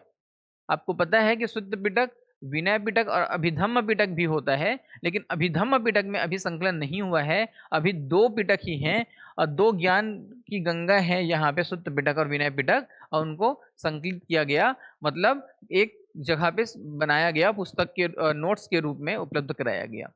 अब इसको जो है आप लोग ध्यान से देखिएगा, द्वितीय संगति होता है वैशाली में 100 साल के बाद, और यहाँ पे शासन काल है काला अशोक का, और शुभुकामी है ये, या शभकामी भी लिखा रहता है, तो ये इसके अध्यक्ष हैं। और यहाँ पे क्या होता है कि संघ जो है 2 भागों में टूटेगा, एक का नाम है स्थविर और एक का नाम है महासंघिक। स्थविर का मतलब क्या होता है? स्थविर मतलब जो है वो काफी ज्यादा ऑर्थोडॉक्स की तरह है, रूढ़िवादी की तरह है, और महासंघिक जो है वो अपने आप में ऑर्थोडॉक्स नहीं है, रूढ़िवादी भी नहीं है। तो यहाँ पे ये लोग जो हैं काफ़ी क्रिएटिव लोग हैं, महासंघिक लोग, एडवांस लोग हैं और मॉडर्न लोग हैं। स्थविर जो हैं वो रूढ़िवादी लोग हैं। तो यहाँ पे ये 2 भागों में मतभेद के कारण टूटेगा। स्थविर जो है वो मानता है कि गौतम बुद्ध का अस्तित्व है, महासंघिक जो है वो मानते हैं कि गौतम बुद्ध का अस्तित्व नहीं था। तो इस प्रकार की चीज़ें यहाँ पे मतभेद का कारण बनती हैं। तीसरा 250 बीसी में यहाँ पे तीसरा होगा और यहाँ पे पाटलिपुत्र में होगा। शासनकाल अशोक रहेंगे यहाँ पे, मौर्य वंश के संस्थापक अशोक, और मोगली पुत्र ये वास्तविक संस्थापक हैं, ठीक है, चंद्रगुप्त को पहला माना जाता है। अब मोगली पुत्र इसमें अध्यक्षता करेंगे, मोखली पुत्र भी बोला जाता है या मोगली पुत्र कहा जाता है। और यहाँ पे 2 सुत्त पिटक और विनय पिटक का संकलन हुआ था पहले संगीति में, पहले सम्मेलन में, और तीसरे में जो है अभिधम्म पिटक का संकलन होता है। चौथा देखिए, चौथा ईसा की प्रथम शताब्दी में होगा और ये कश्मीर में होगा। बहुत बार सीजीपीएससी प्रीलिम्स व्यापक में ये क्वेश्चन पूछा जा चुका है, और ये फेमस क्यों है? क्योंकि इस समय शासनकाल है कनिष्क का। कनिष्क जो है वो कुषाण वंश के महान शासक हैं। कनिष्क जो है उनके नाम से रबातक अभिलेख मिला था। तो कनिष्क के समय में कश्मीर में ये होगा और कुंडल वन में होगा। इसके समय अध्यक्षता करेंगे वसुमित्र, और यहाँ पे बौद्ध धर्म हीनयान और महायान में विभाजित हो जाता है। ये हीनयान और महायान एक प्रकार से स्थविर और महासांघिक की तरह ही है और दो प्रकार के शाखाओं में विभाजित होगा। हीनयान जो है वो छोटे देशों में ज़्यादा प्रचलित हुआ, महायान चीन जापान में ज़्यादा प्रचलित हुआ। हीनयान मतलब छोटी नाव होती है और महायान मतलब बड़ी नाव होती है। हीनयान जो है वो रूढ़िवादी है और महायान जो है वो विकासशील है, ये ध्यान रखिएगा। और हीनयान जो है वो मानता है कि महात्मा बुद्ध जो है वो शादी नहीं करते, ब्रह्मचर्य का पालन करते हैं। और महायान मानता है कि महात्मा बुद्ध जो है वो गृहस्थ जीवन जो है वो जीते हैं। तो इस प्रकार से इस हीनयान और महायान जो है उसके अंतर जो है आपको समझ आ गए होंगे। एक महत्वपूर्ण अंतर अभी भी वर्तमान में यही है कि चीन जापान जैसे जगह पे, सिंगापुर जैसे देशों पे महायान प्रचलित है और श्रीलंका में, मालदीव में, मतलब छोटे जो देश है इंडोनेशिया में, वहाँ पे हीनयान प्रचलित है। तो यहाँ पे इस चारों संगति को याद करने के लिए आप लोग ट्रिक निकाल सकते हैं। यहाँ पे इसको RVPK, राजगृह, वैशाली, पाटलिपुत्र, कुंडल 1, और उसके बाद यहाँ पे जो दूसरा शासनकाल है उसको AK से याद कर सकते हो। AK और AK में अजातशत्रु और अशोक दोनों ए हैं, लेकिन पहले किसको करना है, तो जिसका नाम ज़्यादा बड़ा है उसको आप लोग पहले कर सकते हो। महाकश्यप, शुभुकामी, मोगलीपुत्र, वसुमित्र, इसमें आप लोग MV M महाकश्यप, एस शुभुकामी, मोगलीपुत्र M और वसुमित्र V, MSMV। तो इतना आपको याद कर लेना है, ये एक छोटा सा ट्रिक की तरह है। आगे बढ़ते हैं। हीनयान महायान मैंने आपको बता दिया। स्तूप, ये स्तूप है, इसको देख लीजिए कि किस तरह से ये यहाँ पे विश्राम किया जा सकता है। ठीक है, तो ये स्तूप बना हुआ है एक प्रकार से मंदिर, विश्राम करने का स्थान नहीं, मंदिर इस जैसे स्थान है। यहाँ पे पूजा गृह है कुल मिला के ये इन लोगों के लिए, जिसको ये लोग मानते हैं। ठीक है, तो ये स्तूप है। वज्रयान के बारे में बताया गया है। वज्रयान जो है एक प्रकार की तांत्रिक मनोवृत्ति है, तंत्र मंत्र जो है वो सिखाया जाता है वहाँ पे। आगे इसको देखते हैं। फिर वज्रयान जो है दोबारा इस बार आने वाला है। अब देखिए बौद्ध साहित्य कौन कौन से हैं। एक है विनय पिटक। विनय पिटक में क्या दिखाया गया है, भिक्षुणियों के अनुशासन संबंधी नियम बताए गए हैं। भिक्षु जो होते हैं, बौद्ध भिक्षु, उनके अनुशासन संबंधी नियम इसमें आपको विनय पिटक में मिलेंगे। और उपाली जो व्यक्ति है वो इसका रचना करता है। उपाली आनंद के बाद उपाली एक शिष्य है, मैंने बताया था, तो ये इसके रचनाकार हैं। अभिधम्म पिटक, अभिधम्म जो है वो बौद्ध दर्शन का दार्शनिक व्याख्या करता है। बौद्ध दर्शन का दार्शनिक व्याख्या करने की जिम्मेदारी किसकी है, बौद्ध अभिधम्म पिटक की। सुत्त पिटक धर्मोपदेश, सुत्त पिटक क्या करेंगे, धर्म का उपदेश देंगे। सुत्त पिटक धर्म का उपदेश देंगे, बौद्ध धर्म का उपदेश देंगे। और इसके 5 भाग हैं सुत्त पिटक के, जो परीक्षा में पूछा जाता है। एक है दीर्घ निकाय, एक है मध्यम निकाय, एक संयुक्त निकाय, ये अंगुत्तर और खुद्दक निकाय। 5 भागों में ये टूटा हुआ है, विभाजित है। और दीर्घ निकाय में क्या बताया गया है, दीर्घ निकाय जो है वो गौतम बुद्ध के अंतिम समय मृत्यु अंत्येष्टि के बारे में बताया है।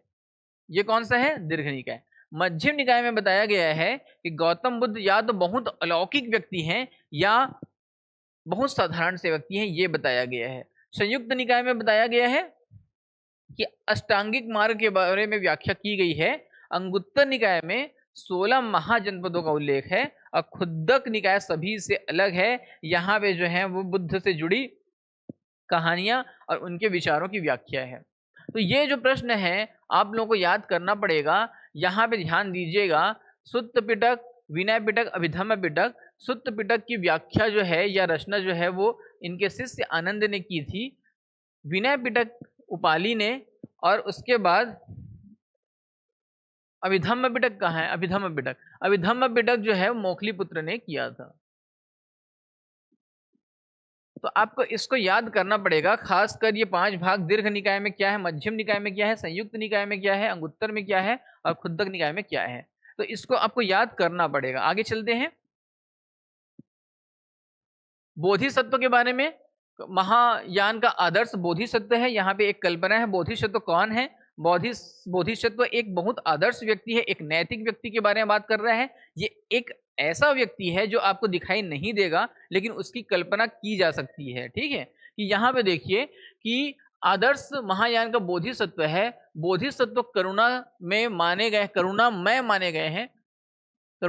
माने गए हैं। ये मानव एवं पशु किसी भी रूप में हो सकते हैं। इसका मतलब ये है कि यहाँ पे भी हिंदू धर्म की तरह एक काल्पनिक जो है वो चित्र प्रस्तुत किया गया है। जैसे हम बोलते हैं कि भगवान किसी न किसी रूप में हमें दिखेंगे या प्रस्तुत हो जाएंगे, हमारे सामने आ जाएंगे। तो उसी प्रकार से बौद्ध दर्शन मानता है कि आत्मा नहीं है, ईश्वर नहीं है, लेकिन वो मानते हैं बोधिसत्व जैसी एक कल्पना है, एक संभावना है, और वहां पे वो किसी भी रूप में, पशु के रूप में, मानव के रूप में कभी भी आपकी सहायता के लिए आ सकते हैं। वज्रयान संप्रदाय बौद्ध धर्म में कुछ समय के पश्चात 7वीं 8वीं शताब्दी आते आते क्या हुआ कि बहुत सारी विरक्तियां भी उनके साथ आई, बहुत सारी गलत चीजों में लोग जुड़े। अब देखिए बौद्ध दर्शन में शुरुआत में क्या हुआ कि गौतम बुद्ध जब थे तो उन्होंने मना किया कि महिलाओं को इस दर्शन में, इस धर्म में हम नहीं जोड़ेंगे। हम महिलाओं को जोड़ेंगे अगर तो बौद्ध धर्म का पतन हो जाएगा। उनका मानना था कि पुरुष जो है वो स्त्रियों के प्रति आकर्षित होता है, और जब हम यहाँ पे दोनों को एक साथ लाएंगे तो यहाँ पे जितने हमने 10 सील बनाए हैं, जो ब्रह्मचर्य का नियम बनाया है, जो व्यभिचार ना करने का नियम बनाया है, ये सारी चीजें वहां पे अपने आप चालू हो जाएंगी। और इससे लोग जो है लोगों में अनैतिकता आएगी। जब अनैतिकता आएगी या अमर्यादित व्यवस्था हो जाएगी तो बौद्ध धर्म पे लोग हंसेंगे और उसको ज्वाइन नहीं करेंगे, उसमें शामिल नहीं होंगे। इसलिए बुद्ध इसको मना करते थे। लेकिन एक समय के बाद जो है उनके शिष्य आनंद के कहने पे उन्होंने प्रजापति गौतमी को जो है वो वहां पे जगह दिया, आम्रपाली को जगह दिया। और एक समय के पश्चात आपको मैं बता दूं कि यशोधरा जो है उनकी पत्नी, धर्म पत्नी, उसको, जिसको उन्होंने संन्यास तलाक दे दिया था, छोड़ दिया था बिना बताए, है ना, तो उसको भी इस धर्म से वो जोड़ते हैं और उनको भी जो है वो बौद्ध भिक्षुणी बनाते हैं। ठीक है। वज्रयान संप्रदाय में मैं बता रहा था क्या हुआ कि 7वीं 8वीं शताब्दी का समय, यहाँ पे बौद्ध दर्शन में बहुत सारी अनैतिक चीजें जुड़ी और यहीं पे वज्रयान संप्रदाय का जन्म हुआ, जो बौद्ध संप्रदाय का ही एक रूप है। इस संप्रदाय के लोग बुद्ध को अलौकिक शक्तियों वाला पुरुष मानते हैं। ये लोग मानते हैं कि बुद्ध जो है वो एक चमत्कारी व्यक्ति है, अलौकिक शक्ति है उनके पास। लेकिन ये लोग ये मानते हैं कि इसमें तंत्र मंत्र को बल दिया जाता है। यहाँ पे तंत्र मंत्र को बल दिया जाएगा। श्रीकाल चक्र इसके प्रमुख देवता है, श्रीकाल चक्र नाम के इनके प्रमुख देवता है। ये लोग एक प्रकार से अघोरी की तरह काम करते हैं। ये लोग जो है जादू टोना पे विश्वास करते हैं, ये मांस भक्षण पे विश्वास करते हैं। और हमने देखा कि 10 सील में मांस भक्षण नहीं होना है, जादू टोना की बात तो बहुत दूर की है।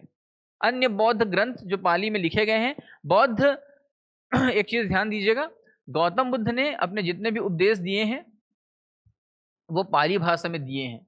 ये भाषा जो है वो पाली इनकी रहेगी, लेकिन जब लिपि के बारे में पूछा जाएगा तो आपको बताना है देवनागरी नहीं, ब्राह्मी लिपि के बारे में बताना है। ठीक है। तो ये भी प्रश्न दोनों के दोनों परीक्षा में पूछे जा चुके हैं। मिलिंद पन्हो एक बौद्ध ग्रंथ है जिसमें बहुत सारे प्रश्न उत्तर आपको मिलेंगे। मिनांडर के बौद्ध भिक्षु मिनांडर और नागसेन के दोनों के बीच संवाद होता है। मिनांडर एक इंडो ग्रीक शासक है, भारत यवन से आया हुआ है, और वो जो है वो संवाद करता है बौद्ध के बारे में, बौद्ध दर्शन के बारे में, बौद्ध भिक्षुओं के बारे में, भिक्षुणियों के बारे में। और उसके पश्चात है दीपवंश, महावंश, जो सबसे बड़े महाकाव्य माने जाते हैं। महाकाव्य जो है वो श्रीलंका का भी एक महाकाव्य माना जाता है। श्रीलंका में क्योंकि बौद्ध भिक्षु बहुत हैं, बौद्ध धर्म को मानने वाले बहुत हैं। आपको मैं बता दूं कि यहाँ पे श्रीलंका हो गया, मालदीव हो गया, चीन हो गया, जापान हो गया, सिंगापुर हो गया, इंडोनेशिया हो गया, यहाँ पे बौद्ध भिक्षु बहुत सारे हैं। यहाँ वर्मा म्यांमार में भी हैं, थाईलैंड में भी हैं, तो ये ध्यान दीजिएगा। और महावस्तु, आगे बढ़िए। बौद्ध धर्म की लोकप्रियता का कारण क्या था? एक कारण, सबसे प्रमुख कारण क्या था कि ब्राह्मण धर्म में आडंबर, ये सबसे पहला प्रमुख कारण ये था कि ब्राह्मण धर्म में आडंबरों को इतना स्थान दिया गया था कि उनके पूजा पाठ रिचुअल्स की जो रीति नीति थी वो बहुत ज़्यादा कठिन होती थी, और यही वजह है कि यहाँ पे ये लोग बहुत परेशान हो जाते थे।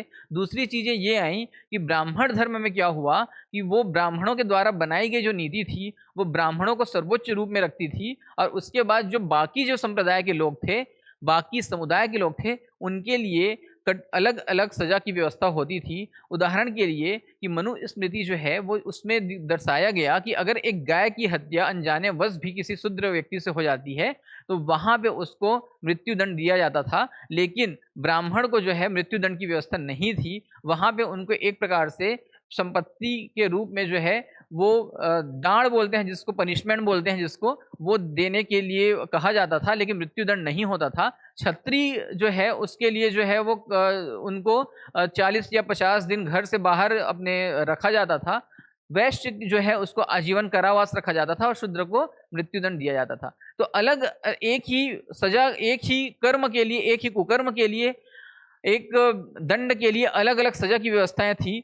और इसी वजह से ब्राह्मण धर्म जो है उसको लोग उस समय पसंद नहीं कर रहे थे। और ब्राह्मण धर्म में जब तक वैष्णव धर्म की उत्पत्ति नहीं होती है तब तक बौद्ध धर्म जो है वो अपने चरम पे रहेगा और इसमें ब्राह्मण धर्म में गिरावट होते रहेगी। इसके पश्चात जो प्रमुख शासक थे, शासकों का संरक्षण। इससे पहले भी बौद्ध दर्शन के में हमने पढ़ा है कि बहुत सारे शासक, चाहे वो बिंबिसार हैं, चाहे वो उदयन हैं, चाहे सम्राट अशोक हैं, और उसके बाद के आने वाले शासक जैसे हर्षवर्धन हैं, सारे के सारे बौद्ध धर्म अपनाते हैं। और ये प्रमुख शासक हैं, इनको बौद्ध धर्म अपनाते देख के बाकी लोग जो हैं उनसे जुड़ते हैं। इसी वजह से बौद्ध दर्शन जो है वो काफ़ी प्रसिद्ध होता है, इस समय में बहुत पॉपुलर होता है। तो बौद्ध दर्शन की लोकप्रियता के बहुत सारे कारण हैं। एक है नैतिक व्यवस्था।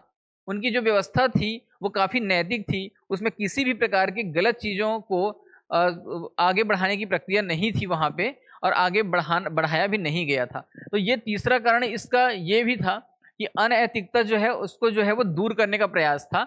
ये बहुत महत्वपूर्ण 3 कारण यहाँ पे बौद्ध धर्म की लोकप्रियता के थे। लेकिन एक समय बाद क्या होता है कि वैष्णव धर्म की जब उत्पत्ति होती है, जब भक्ति मार्ग से भगवान को प्रसन्न करने की बात की जाती है, तो वहाँ पे क्या होगा कि वहाँ पे हर धर्म के लोग उस धर्म से जुड़ेंगे, वैष्णव धर्म से, और वहाँ से फिर से ब्राह्मणों का पुनरुत्थान होता है और शंकराचार्य रामानुजाचार्य का जन्म होता है।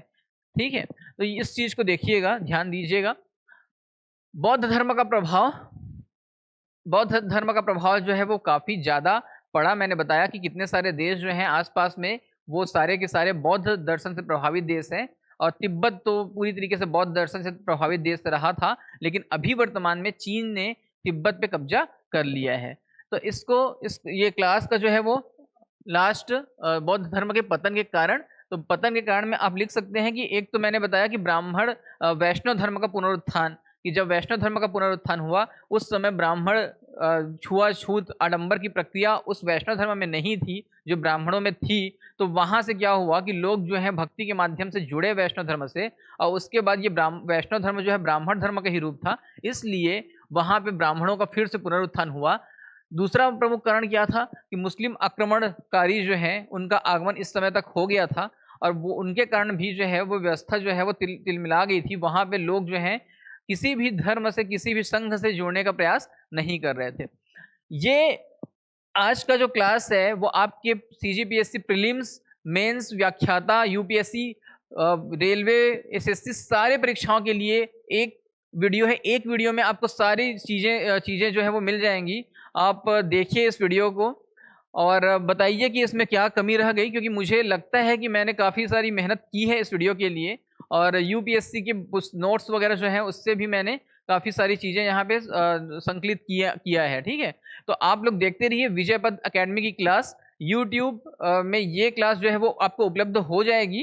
क्लास प्लस पे काफ़ी सारे वीडियोज़ हैं, पेड क्लासेस हैं, तो उसको आप खरीद सकते हैं। डेमो वीडियोज़ हैं, पहले वीडियोज़ भी देख लीजिएगा, कौन से सर पढ़ा रहे हैं, कौन सी मैडम पढ़ा रही है, आपको जो अच्छा लगता है उस प्रकार के कोर्सेज उपलब्ध हैं। CGPSC प्रीलिम्स के कोर्स उपलब्ध रहेंगे, पुलिस भर्ती, आमीन पटवारी के, रेलवे के सारे कोर्स उपलब्ध हैं।